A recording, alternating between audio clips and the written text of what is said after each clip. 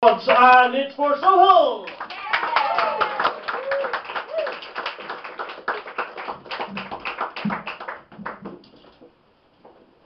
Hello, how are you guys doing? Let's have a big round of applause for the organisers. They've done a fantastic job with the night.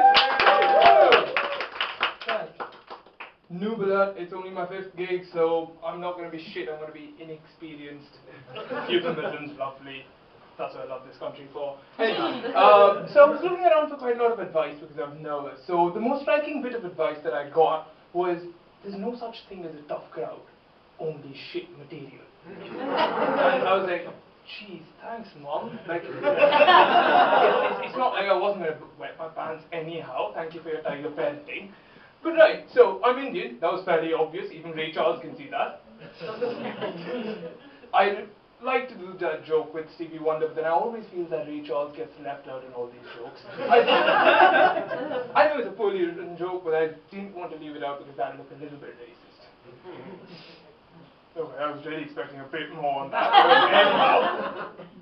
So somehow, because of the colour of my skin, everyone expects that my set will be about, oh, how hard it is to get laid, because we sound like, hey, what are you wearing? Right? And I don't like to do that because it's really cheap stereotyping, but secondly, right, because nobody in India sounds like that, right? 200 years of imperialism thanks to you guys making us drink tea and all the while.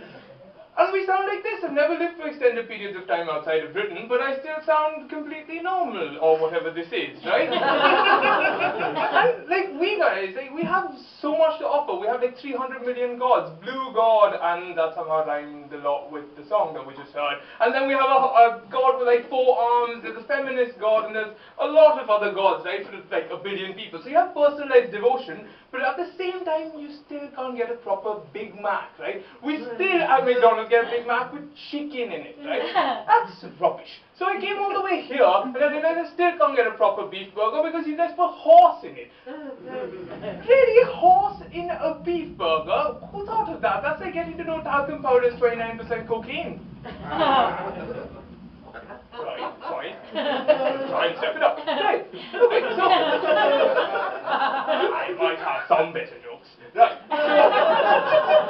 Yeah, so instead of talking all about how, oh, you know, we guys are like a giant mass of IT support where people are just sitting around in Bangalore going, hello sir, my name is Dave, I'm calling from Bradford.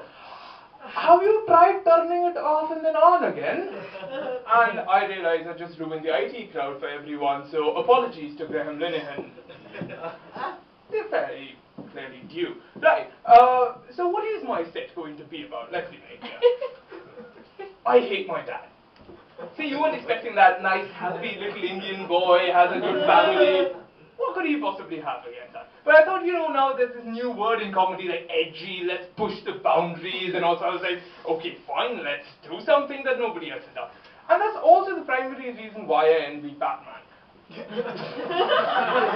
That and the fact that he has a butler, because, you know, the wise guy, Michael Douglas, seems like he gives a lot of good advice for life.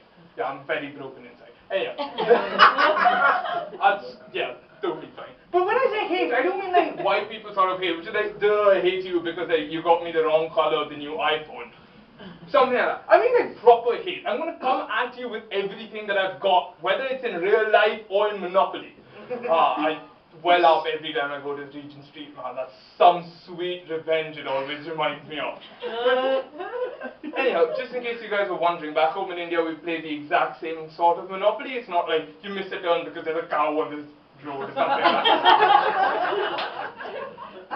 That joke always gets good laughs. And I hope it's for the hypocrisy that I've just bashed Indian stereotyping and then made a cow joke. And not because of the joke itself. But given the fact that I'm quite a noob, I should just take the laughs for whatever it is that you guys are going to laugh for.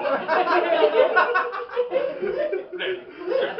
But, right, so getting back to why, I don't just hate him because he's a misogynistic prick and he was an absentee, and the fact that there used to be, you know, quite a lot of physical abuse. I mean, sometimes I couldn't feel the sensation in my left leg.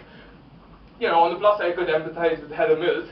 The Mills joke, really? I was like, oh, okay, 30 seconds. Lovely. So what actually is, you know, the thing that I want to get at? Because of the fact, right, that we guys, because my father was really, really fat, but still used to come up with stuff like, would you eat your food because there's so many dying children? And the thing with us was, we guys didn't have to add the words in Africa because, we had lots of people dying, children dying, just like that in our own belly itself. That made me not able to appreciate dead baby jokes. So like, I'll have a friend who just walk up to me and be like, dude, how many dead babies can you fit into a garage? And I'd be like, well, that depends on your strategy to procure dead babies in the arms of crying women outside dilapidated temples.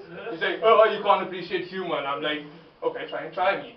He's like, how many dead babies does it take to paint a room? I'm like, I find it really sad that socioeconomic conditions have led to the fact that children under the age of 5 have to get into manual labor during their lives. I wouldn't expect them post their deaths to also end up having to engage in such work.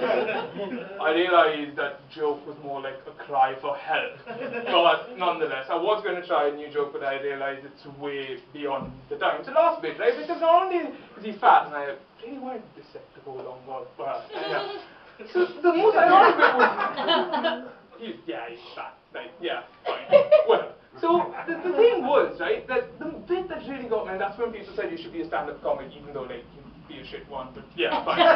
Should be, try it, give it a shot. Anyhow, so he wants, like, put broccoli on my plate and then have the nerve to say, eat the food or the children will die. I'm like, it's broccoli, dude. I can get angry with you for that. I definitely should get angry with you for that. And then when he went, like, oh, eat the food of these children will die, I was like, you care this much about these dilapidated places and these emaciated children? Why don't you just give them an arm? Anyhow, that's enough. Thank you.